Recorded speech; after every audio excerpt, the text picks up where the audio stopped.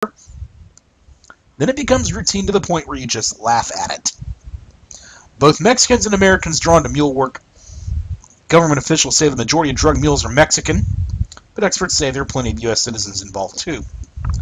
Caleb Mason, a former federal prosecutor and law professor who consults on drug smuggling cases, said an analysis of nearly 4,000 federal bus Southern California crossings from 2007 to 2010 showed 45% of the suspects were Americans and the rest Mexican.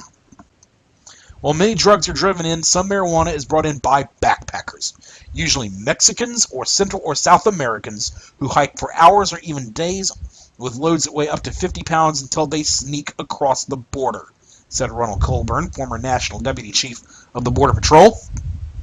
Mostly men's work, but 1 in 4 mules is female.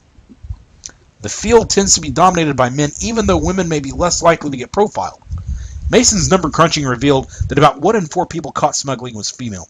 Of course, that doesn't account for the people who aren't nabbed. The common denominator among all mules is economic need. This is a form of casual labor, just like construction and field work, but it pays 100 times better, Mason said. Some couriers are also users, said Robert Mazur, former federal agent who wrote The Infiltrator about infiltrating a Colombian cartel. Your typical profile of a mule from the Central Florida area, which is highly active methamphetamine and marijuana region, is a relatively uneducated white male or female economically challenged living in a trailer in a rural area, Mazur said. For those making border runs, a key requirement is no criminal record, so they won't be subjected to closer